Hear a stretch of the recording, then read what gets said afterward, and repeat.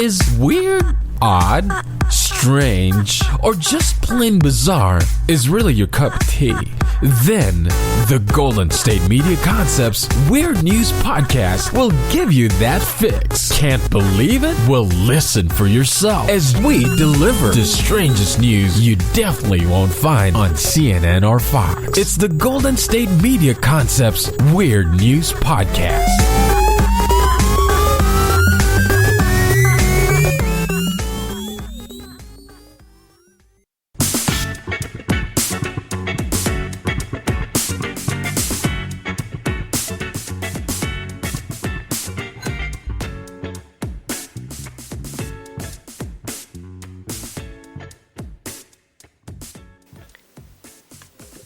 Thank you for tuning in to the GSMC Weird News Podcast, brought to you by the GSMC Podcast Network.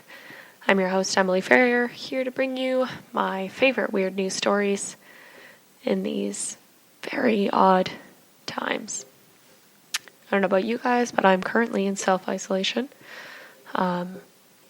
which is making me go a little bit nuts, just a tiny bit, just a little bit.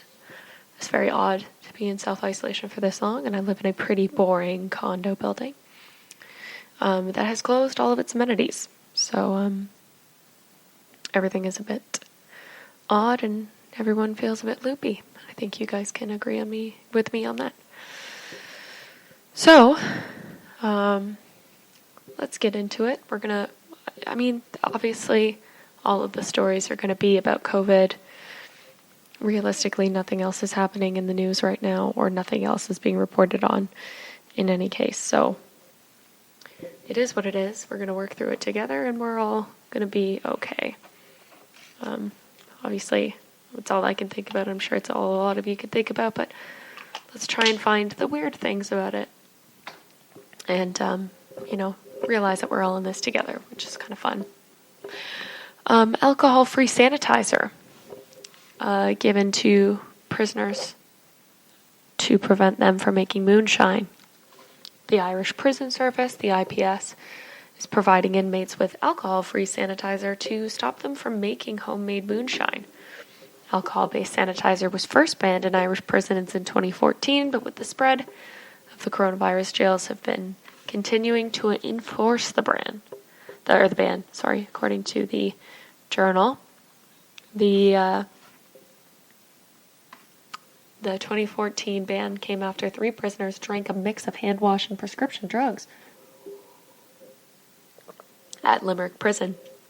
While the World Health Organization and the U.S. Centers for Disease Control and Prevention have urged people to use alcohol-based hand wash and hand sanitizer during the outbreak, the spokesman for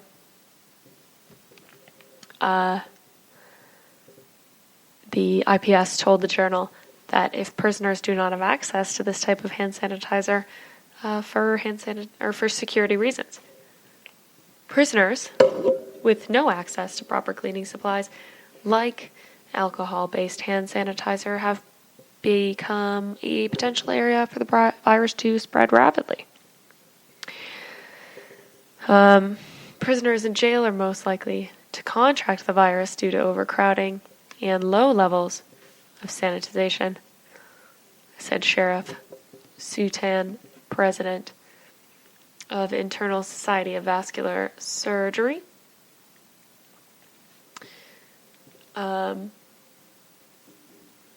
According to the Journal, they're quarantined from society, but not from each other. They lack hand-washing facilities or hand sanitizer, which sometimes deemed contraband due to its alcohol content. Handcuffed people cannot cover their mouths when they cough or sneeze. That's true. They could probably cough into their... Anyway, it's fine. The IPS spokesperson made a similar statement. The unique environment of a prison and the sheer numbers, diversity of people who pass through the prisons make vigilance around infection prevention and control absolutely necessary. The spokesperson added that 99% of prison cells have toilets and hand-washing facilities, as well as access to showers on prison landings. The IPS spokesperson added that in the very few situations where inmates wear handcuffs, They will still have flexibility to cover their mouths when they cough and sneeze, according to the Journal. Newsweek reached out to the IPS comment, but did not receive a response in time for publication.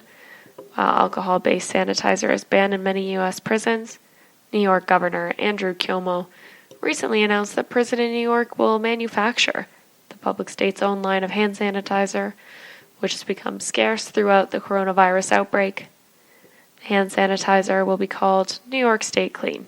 It will be produced in the Great Meadow Correctional Facility in Washington County, New York.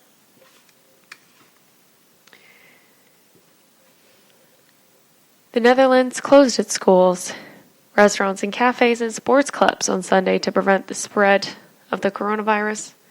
Closures were put in force at 6 p.m. local time, and the restrictions included marijuana coffee shops, resulting in long lines of the Netherlands residents hoping to stock up.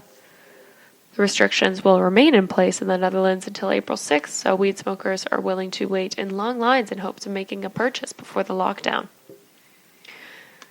One person tweeted, "Toilet paper, hand sanitizer, and face masks.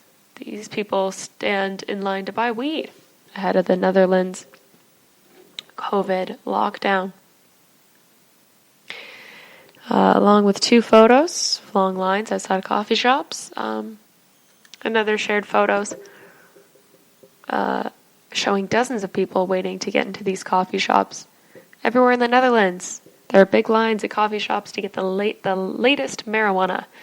Due to the lockdown, all coffee shops need to close in a few minutes. In some countries, people buy toilet paper in view of the lockdown. In the Netherlands, they buy weed. There's loads of people in these lines. Another one shared a video of 2 men handing out business cards to people in the line with the caption, "There's enough." Another one showed another coffee shop line saying, "When your government announces on a Sunday evening that everything is to be closed until April 6th, what do you do quickly? Toilet roll? Pasta? In Amsterdam? It's weed, apparently." The Dutch National Institute of Public Health website says that there are 1,135 confirmed cases and 8 deaths by COVID. According to Reuters, Healthcare Minister Bruno Burns said of the lockdown, "Certainly these will not be our last measures of the situation.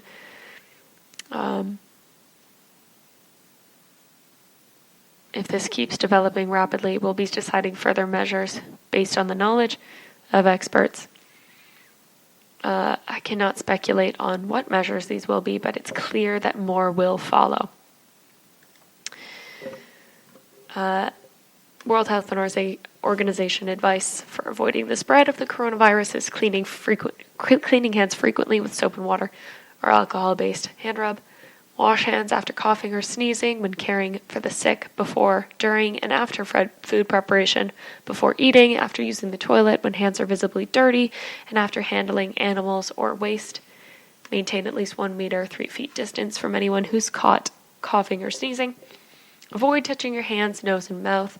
Do not spit in public. Cover your mouth and nose with tissue or bent elbow. When coughing or sneezing, discard the tissue immediately and clean your hands. If you feel unwell, fever, cough, difficulty breathing, seek medical care early and call local health authorities in advance. Stay up to date on the COVID-19 developments issued by health authorities to follow their guidance. If you're using a mask, healthy individuals only need to wear a mask if you're taking care of a sick person. Okay? Can't stress that enough. Wear a mask if you are the one coughing or sneezing. Masks are effective when used in combination with frequent hand cleaning. Do not touch the mask while wearing it. Clean hands if you touch the mask. Learn how to properly put it on, remove it, and dispose of the mask. Clean hands after disposing of the mask. And do not reuse single-use masks. Okay, very important stuff. I hope you follow those rules and regulations. There is nothing more important than that right now, so definitely follow those. When we return, some more of the weird news stories coming out of this. So stay tuned because there is more to come. Check out the show built around the women of MMA. From the UFC to the extreme cage fighting, we got the fights covered. Listen. It's the Golden State Media Concepts Women's MMA Podcast. The latest news of upcoming fights, discussions of previous matches. Join us as we talk to and about the biggest names in women's mixed martial arts, past, present, and future. When it's the women's fight game, you know where to listen to. The Golden State Media Concepts Women's MMA Podcast.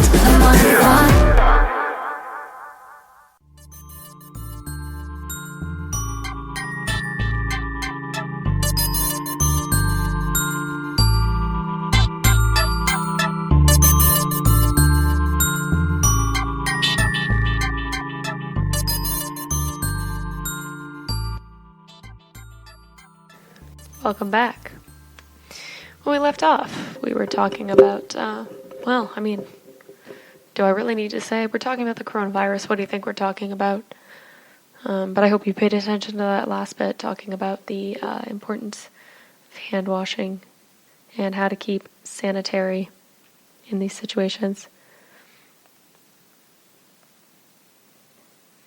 And now, a Chinese woman has microwaved 3,000 RMBs in an attempt to kill and disinfect the virus from the bills. The Chinese preoccupies with ways to kill off the coronavirus in an attempt to prevent its spread. A woman in eastern China badly charred over 3,000 yen worth of bills after cooking them in the microwave.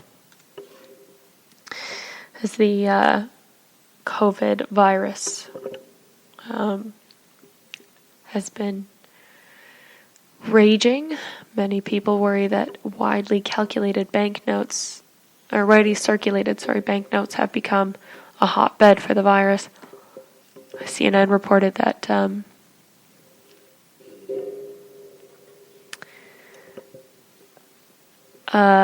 all Chinese banks are now using ultraviolet light and high temperatures to disinfect their cash in an attempt to disinfect her money.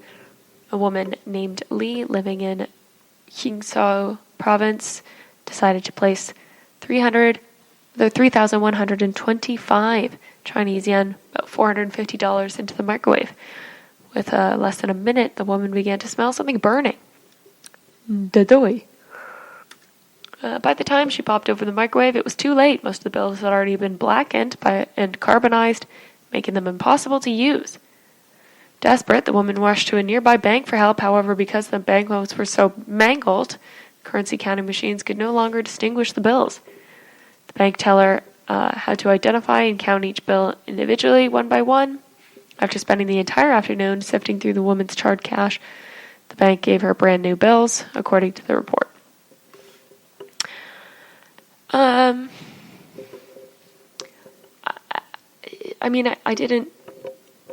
I didn't think that I had to,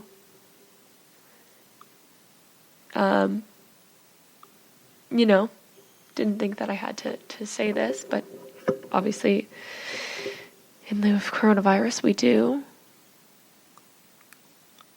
Don't microwave your bills. Don't microwave your money. Don't microwave your money. What a weird thing to have to say. So here are some other ways that people have burned through their cash. Even dumber ways that people have burned through their cash. This person says, I bought a $50 worth of Beanie Babies because I thought one day they'd be worth something. Turns out they were just a dumb thing we collected in the 90s. My partner went out to buy vegetables for dinner and came home with a kayak. He forgot the vegetables and the kayak has never been used. Kayaks made of trees, right? Isn't it? No, I guess it's not. They're kayaks in plastic. Well, maybe I'm dumb too. decided to go to grad school 5 years after graduating for no other reason other than I have no clue what to do with my life. Ironically, I'm looking at doing my second round of grad school right now, so I feel that. When I was 17, I'd unknowingly saved up $2,000 from work. I chose to spend this on a double-neck guitar. To be young. I traded a rather rare volume into the local used bookstore because I had 2 of them, then went back to my own bookstore a month later and excitedly bought my own book back because it was rare and I didn't think I owned it. And I was wrong. Whoops.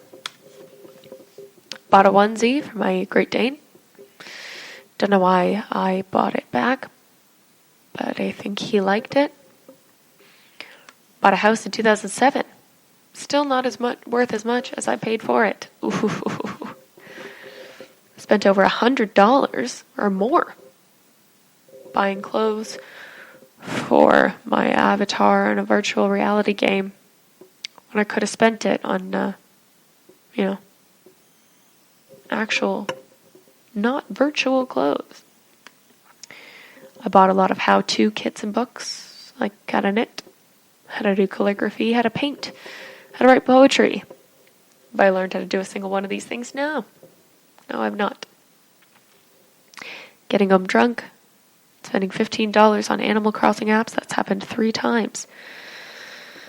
3 times. That's too many times. It is too many times, guys.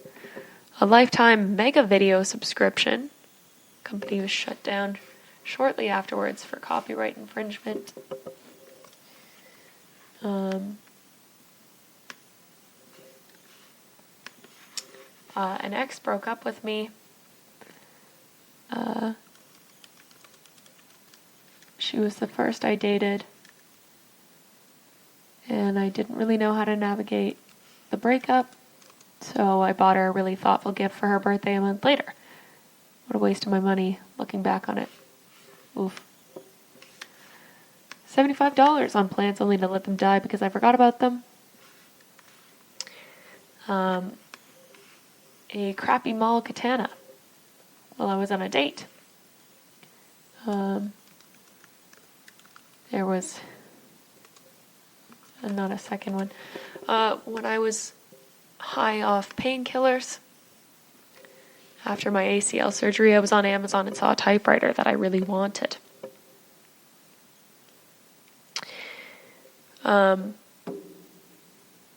Order it, and it was a picture of a typewriter in my notebook. Still mad about that. $400 fish tank lighting. Wasn't good enough to build the hood to mount it. Sits in the basement on a monument to my idiocy. Bought a faceless doll to scare people. Turns out I was the most scared one.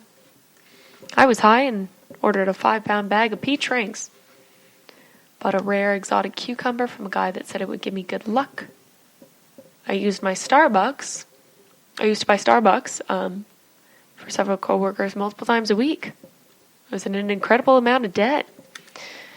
And finally, this kills me every time I remember it, and honestly, made the most extreme money saver in today. When I was younger, I visited my family in Niagara Falls. I had $50, which is a lot for a kid with no job, and I was excited to buy souvenirs. I spent it all on keychains. I only got like 6 of them. $50. They were all in the same place, too. It's not like they were from different cities. I wasted all of my money on keychains. Still haunts me to this day, but at least you didn't microwave money, right? Don't microwave your money, guys. Can't believe I'm saying it again, but don't microwave your money. It's pretty cool, the dumb things that we spend our money on, waste our money on, burn our money on. And it's good to know that no matter where we are, we're all pretty dumb with our funds. When we come back, guess what we're going to be talking about, guys? It's the entire episode is about this. It's about coronavirus and various things that are going on. We need to stay positive in these times, and we need to talk about things. So, stay with us if you want. If you don't, I understand, but bear with us. Let's Let's enter into the unknown together. So we got some stuff about the Walking Dead show when we come back from the break. So stay tuned for that. And don't go anywhere. This is your ultimate stop for everything sports. The Golden State Media Concepts Sports Podcast. Should I say more? From the NFL, MLB, the NBA to MMA, it's all in here. The Golden State Media Concepts Sports Podcast. Listen now.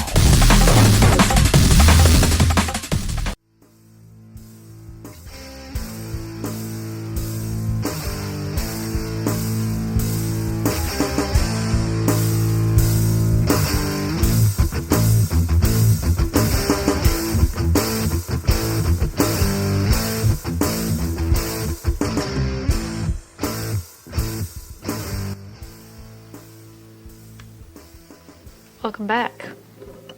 We're going to talk about how The Walking Dead were already prepared for a global pandemic. So this article from The Hollywood Reporter. We were already well set up to work remotely. Showrunner Angela Kang tells The Hollywood Reporter about how the coronavirus has impacted the work on the AMC zombie series. As the coronavirus continues to impact the entertainment industry and the world at large, there's one television series that's already well prepared to handle the global pandemic, The Walking Dead. Current era of the AMC zombie franchise takes place roughly a decade past the point of inciting viral outbreak, with survivors like Daryl Dixon, Carol Pelletier, and they're well prepared for how to deal with the deceased dead.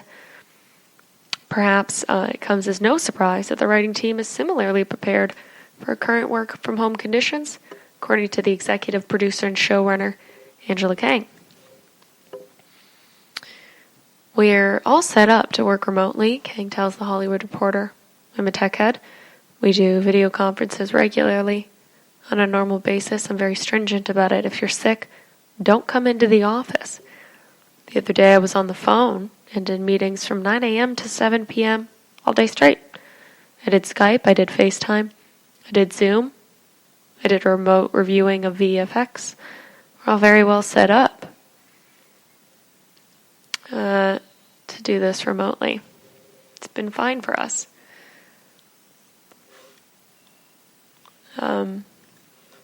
Kang says remote work protocols have been long in place for the Walking Dead team.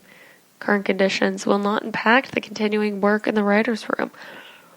Today, nobody is going to be at the office. The room will continue to run, and we're doing it by conference calls, video conference. Everything will continue to run on a remote basis. With 5 episodes left to air on season 10, Kang and her writers are already working on breaking story for season 11, which is not yet in production. We'll use Zoom, she adds. This is how conference with Georgia when we're in production. I like the face-to-face of it. You've done this for many years, even when we're not in a pandemic. And any time people are sick, they just call into the room and it's not a big deal. We're used to doing this. While the series is not currently in production, there are Walking Dead crew members actively on the ground in Georgia at the moment. There are a handful of people, such as the line producer, production designer, who are on set. The line producer and I are in daily contact about everything as it unfolds. We're in daily contact with AMC, and luckily, everyone's working up the plan. We don't have a crew that's shooting right now, so in that way we're not currently impacted. The operative word, of course, is currently, as the situation remains under constant observation.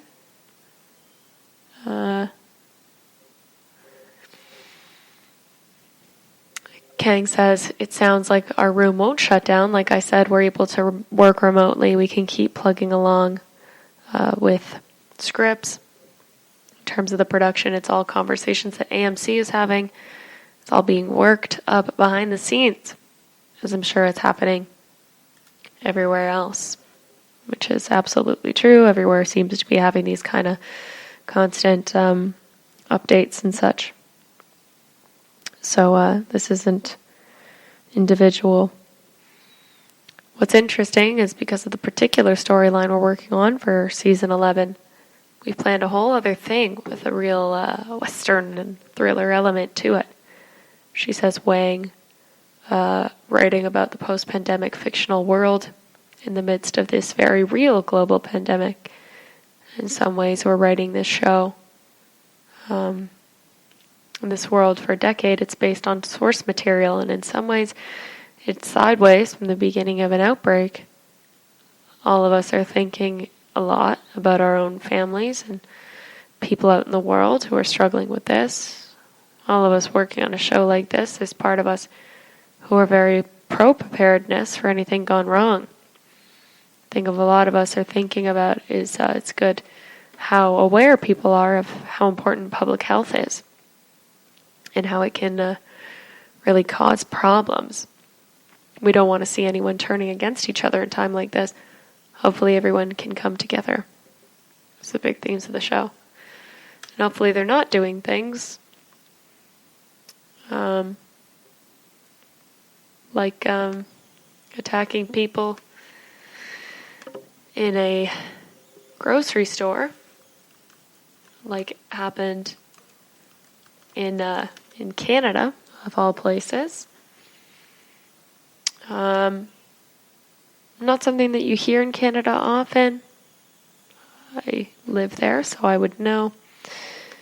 So just so you guys are aware, 2 people were taken to hospital, 1 person taken into custody after a shopper pulled out a gun at a grocery store on Friday. Toronto police were called to a Loblaws at Queen and Portland Street, which is, just so you guys know, about a 10-minute walk from my apartment. Were called about a person with a gun. A fight broke out between 2 shoppers when one was accused of staring at the other. One man began to film the behavior of the other with his phone when the man being filmed pulled out a gun. Employees at the store jumped and helped to subdue the man rather than take away the gun. Video captured by News Talk 1010 employees Russ and Courtney, who were at the scene, showed several men working to subdue another as the panicked shoppers fled, abandoning their shopping carts and knocking over products. People at the store were absolutely terrified, as you know, not really prepared for that situation here. He said a few seconds, nobody was sure what was happening, and the people were bolting out of the store or hiding. There was a lot of panic. People are already amped up and worried about what's going on. And there was a lot of tension at the store because lines are so long. It was kind of a recipe for disaster. But luckily, aside from some scary moments, it seems like everyone in the store is mostly okay. Police arrived quickly on the scene and arrested the man. Cops were super fast. I'm just happy that everyone worked together on that one.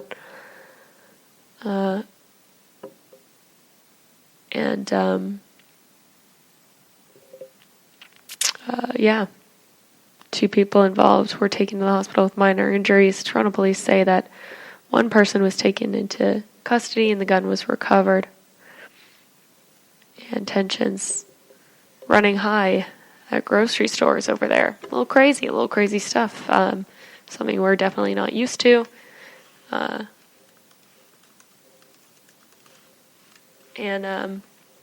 Hopefully that won't continue to happen as the situation develops. It's not worth it. I don't know how to emphasize that enough. When we come back, the entertainment industry is taking a real hit during this, and we're going to talk about why the entertainment industry is not necessarily prepared. We're going to talk about that when we come back from the break. So don't go anywhere. Wait for that.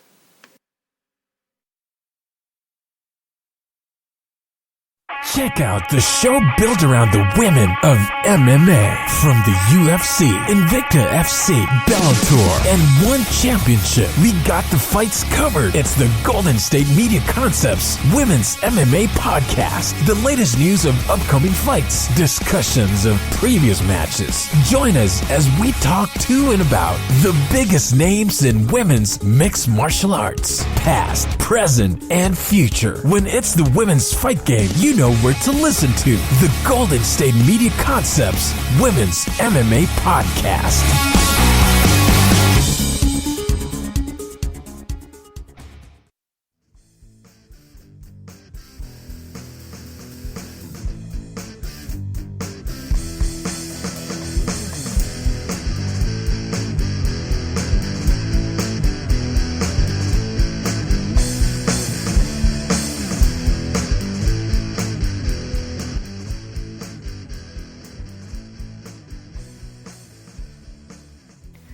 Welcome back. We were talking about the coronavirus, obviously.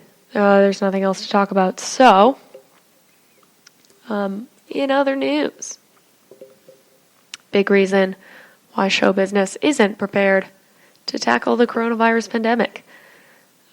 Coachella was postponed from April to October, while similar festivals were also canceled. Unless the federal state government steps in and bars large gatherings, event organizers can't assume that they'll recover losses. While the entertainment industry executive plans for the spring of 2020,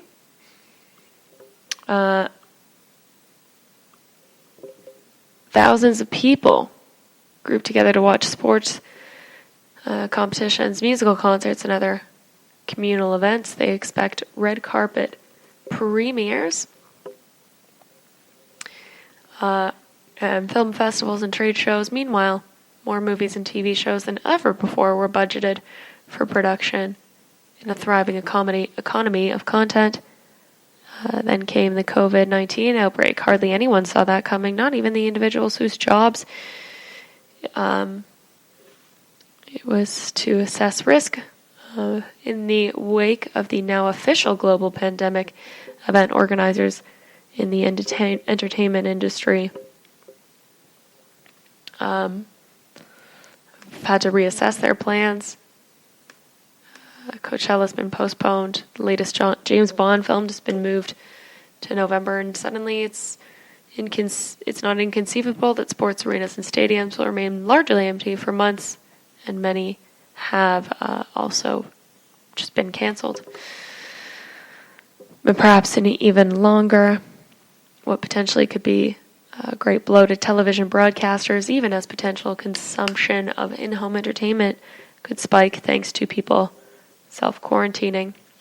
But even a comprehensive list of all events that have been nixed undersells the scope of devastating disruption that will be felt for years to come. Worse yet, insiders are slowly concluding that structurally, modern-day entertainment is playing into the hands of this highly communicatable disease. So, take insurance, which for quite some time has been quietly influential in show business.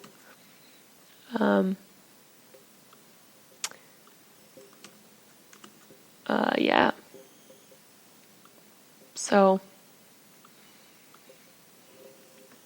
it's many banks loaning to film companies mandate coverage as well. Municipals require producers to maintain insurance on stage events, and as a result, practically everyone in the industry has insurance, but far from being saving grace as losses mount. The disruption caused by the coronavirus, these insurance policies may instead be discouraging swift precautionary action. The big events probably have insurance for interruption caused by civil authority. I think that's probably pretty clear. So, canceling might not always be the right thing to do. A leading insurance broker more adds, you can cancel, but it wouldn't be covered. Let's say an organizer wants to cancel out of safety. That's not a trigger. The virus is beyond their control, but it has to be something made necessary. It can't just be the fear of the virus that never has or never will be part of the agreement. In other words, unless the government steps in here and announces a necessity for these cancellations, the insurance will not be covering them. Some people think that this is insensitive, but is it really an insensitive thing to do when, so many people in the insurance industry and beyond are going to be also, kind of destroyed by these outbreaks. It's not completely fair to them to also, being kind of destroyed. Fair enough. The COVID threat, mixed messages by Trump administration have not really helped, while leading scientists are pleading for preventative measures, if only to slow down and allow hospital facilities to handle the load. One organizer of an event scheduled for early May, who insisted upon anonymity because he's still working on the contingency planning, didn't want to jeopardize, said there's nothing to do but hedge. Said he's had a contract with a New York venue on this matter.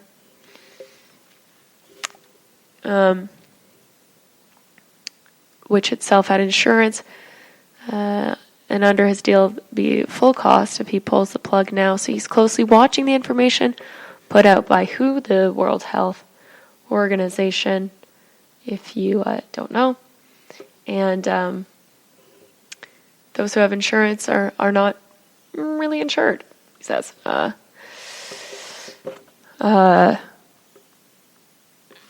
He wants to shame people attempting to profit off the coronavirus, but for now, things are still on. We'll come out of this with injuries. Entertainment executives are now swamping insurance attorneys with requests to review policies in light of everything occurring.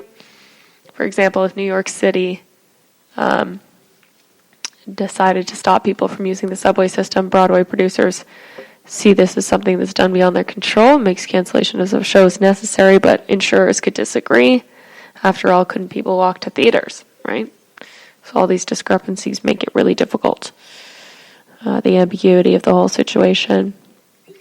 Top insurance litigator Gretchen Hoffvarner, many insurer said they began crafting exclusions after the SARS epidemic in 2003. But not even a scary outbreak is really prepared to the risk management industry for what was coming this year. Insurance is not it's just a contract. The specific language in each policy really does matter. Some policies might exclude coverage for contagious disease. Others may have exclusions for a pandemic. Now that it's been declared a pandemic, what about these provisions covering disruptions due to acts of God? There's mixed opinion on whether this apply to a virus.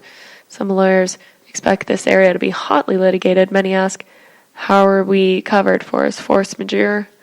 We're not covered, or we're covered by acts of God like fire and earthquakes, but not every force majeure is covered. The virus is an act of God, but doesn't cause anything physical to the premise.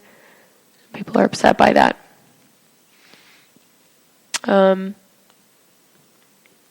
The devastating consequences are not just limited to these huge companies, but also to indie films and such. So we'll stay tuned to see if there's any exceptions here and what can be done. When we come back, we're going to talk about some fights over movie theaters and see what should be canceled when we return from the break. Are you tired of the same old news? Are you sick of the seemingly endless political spin and negativity? The GSMC America Still Beautiful podcast is a weekly news podcast covering all the top positive and uplifting news stories. We cover stories that will inspire, uplift, and remind you of the good in the world. Tune into the Golden State Media Concepts America Still Beautiful podcast to get all the great and positive news stories of today. Download the GSMC America Still Beautiful podcast on iTunes, Stitcher, SoundCloud, Google Play, or anywhere you find podcasts. Just type GSMC in the search bar.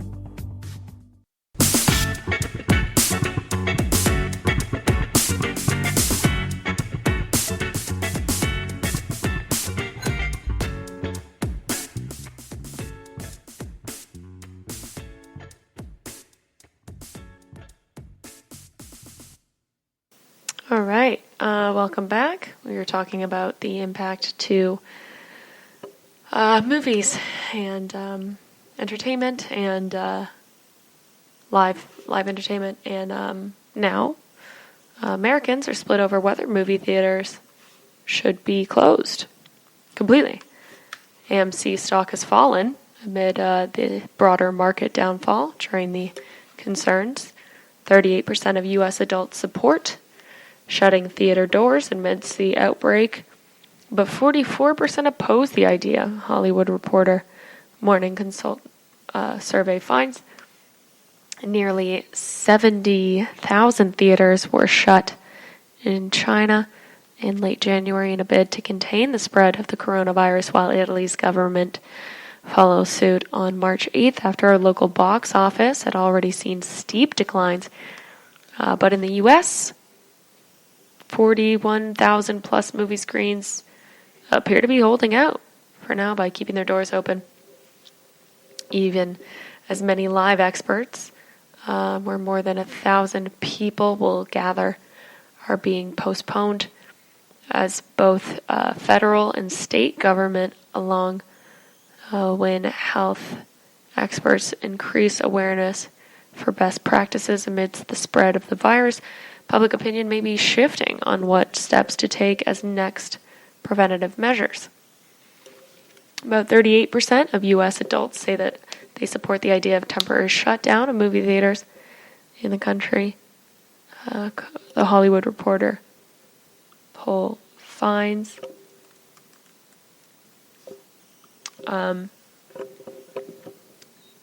So, among the nationally represented sample of 2,200 adults, 44% of respondents oppose the idea. So, it's a tough one. Theater stocks for major chains like AMC, IMAX, and Regal Cineworld have been hit hard amongst the broader downturn of the market in recent weeks, and are likely on worries about moviegoers heeding calls from home. In the survey, 46% of respondents generally support the idea that studios should be postponing all upcoming movie premieres. Studios have mostly held firm on release dates from major tentpoles, with a few exemptions. MGM moved to latest James Bond installment, Time to Die, from April 10th to November 25th. It's quite the move. The comedy My Spy has been moved about a month, and Peter Rabbit moved from April to August. Roughly 43% of adults surveyed say that they agree with the decision to delay the release. However, 40% say that the theater chains should be held somewhat responsible for their efforts to prevent the spread of the virus. The National Association of Theater Owners trade group lobbies for exhibitors did respond with a comment on the poll. NATO initially pledged to move ahead with its annual gathering in Las Vegas and CinemaCon, which was set to run, but on Wednesday night said that they were in fact canceling it.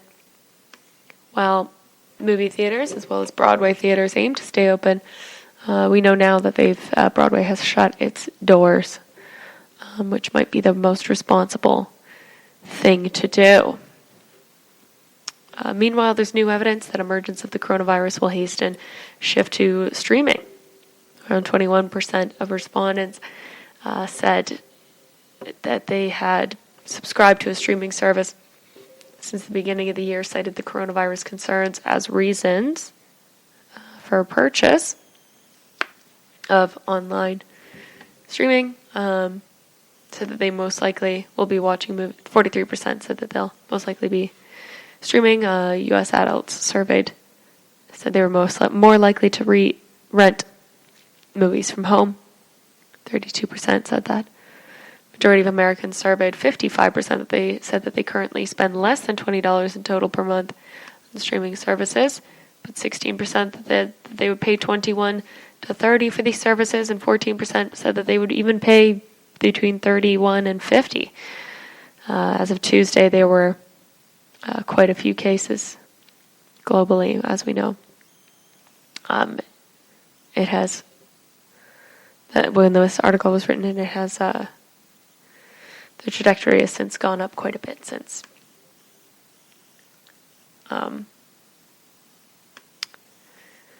So stay in your homes and stream stuff. In San Francisco, Alamo Drafthouse has begun staggering seating after California government Gavin Newsom restricted gatherings of more than 250 people.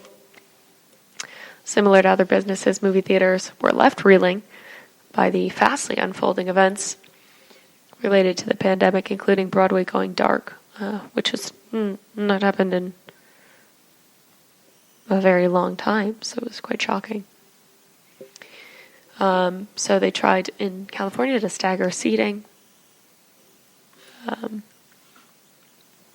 Disney announced to push back its upcoming releases of Mulan, New Mutants, and horror movie Antlers. MGM announced it was relocating its release of Bond, like we talked about. No movie theaters were closing as of Thursday, but as we know now, things have been changed.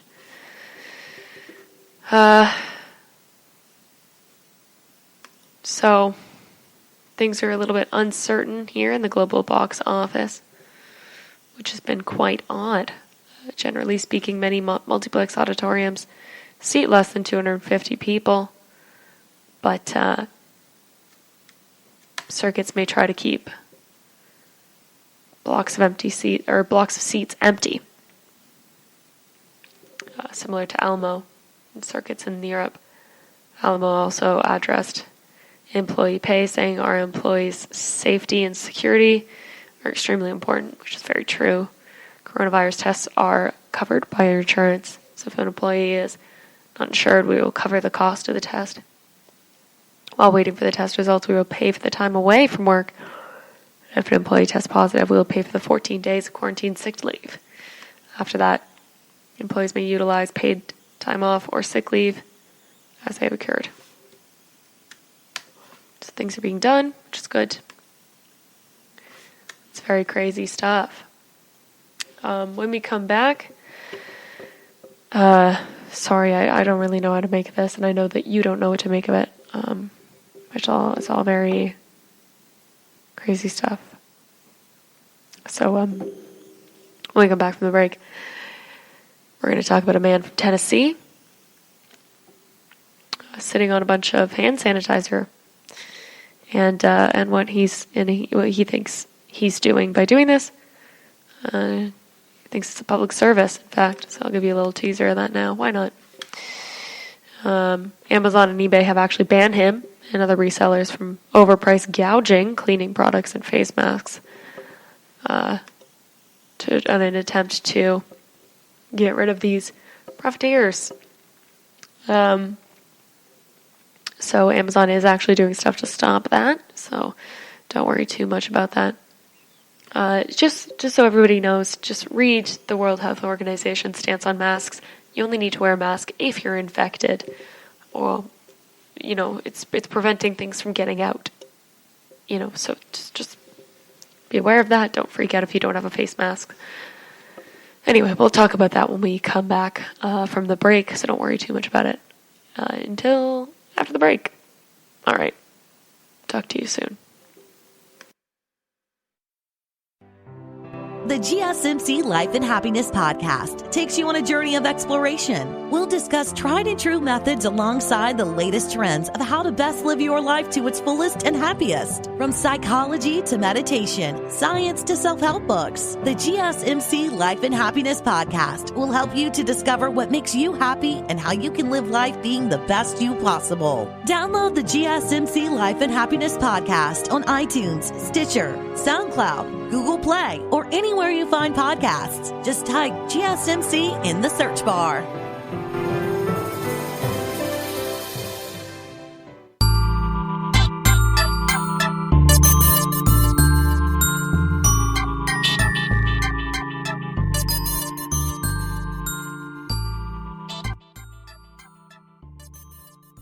Welcome back.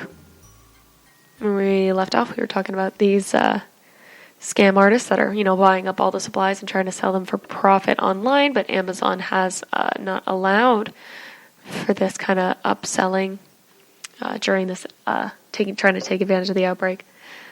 These pandemic profiteers have become internet pariahs, actually. Brothers Matt and Noah Calvin admit in a New York Times interview that they bought up all the hand sanitizer and antibacterial wipes that they could across Tennessee and Kentucky, while the intent to resell them as a profit kicked in. They cleaned out small shops and dollar stores in Walmart, Staples, Home Depot, began listing their items on Amazon at a substantial markup. The backlash to the interview grew so severe that they've now donated their goods. Even a state attorney at a general's office opened up an investigation. It was crazy money. Matt Calvin reportedly told the Times last week, revealing that his first 300 bottles had sold between $8 and $70 a piece. Multiples of the prices he paid for them. He sold 2,050 packs of face masks for $40 and $50, sometimes higher.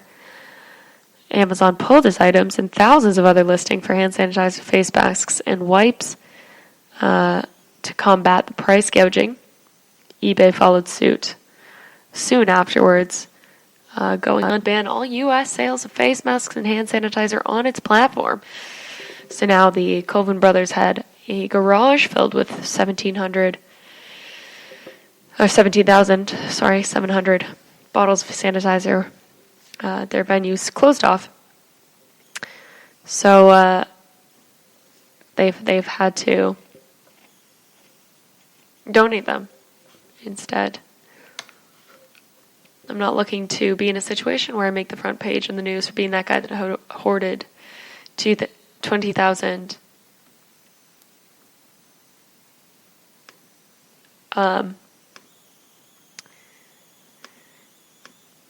bottles of sanitizer and selling them for $20 times what they cost me.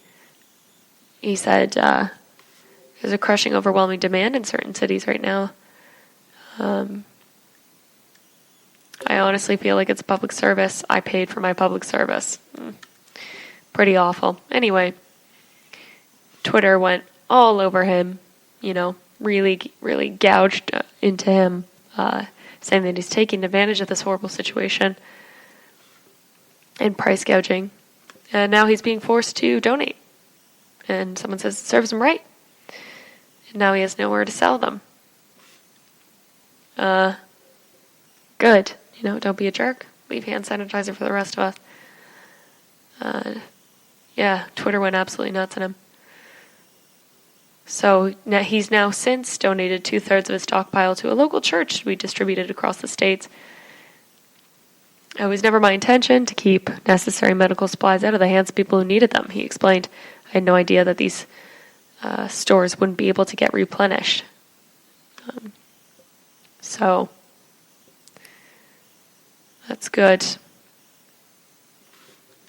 In other news, Disneyland, Disney World, and Universal Studios have had to close. First in a very long time. That is for sure. Closures. Disneyland will shut down operations due to the coronavirus outbreak. Or they did happen right on Saturday. Haven't been fully closed since the 9/11 attacks, and before that in 1963 for the morning of President John F. Kennedy. So this is pretty huge. So they closed officially yesterday on March 16th to give guests the time to make necessary arrangements. And Disney will continue to pay cast members until that's been done. Bizarre. In an abundance of caution and the best interest of our guests and employees, we're proceeding with the closure of our theme parks, Walt Disney Resort in Florida and Disneyland in Paris, beginning to close business on March 15th. So that's happened through the end of the month. I'm at a loss to say anything, really. The news came as something of a surprise. Just as hours prior, Governor Gavin Newsom said that Disneyland and other large theme parks were not required to comply with his order against large gatherings.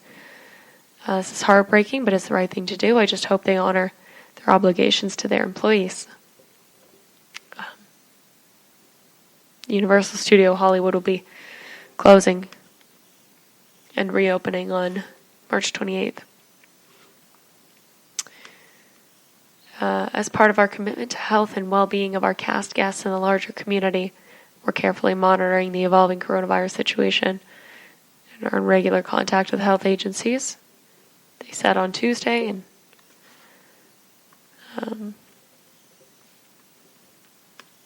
even with all of the hand sanitizations and enforcing best practice, they have decided to close. So it's pretty crazy. For the last day, doors were open for the park at 8 a.m. and a long line of guests patiently waited to enter Disneyland one more time before the temporary shutdown. While there have been reported no cases of COVID at Disneyland Resort after carefully reviewing the guidelines from the Governor of California's executive order. In the best interest of our guests and employees, we are proceeding with the closure of Disneyland Park, Disneyland California Adventure beginning March 14th to the end of the month.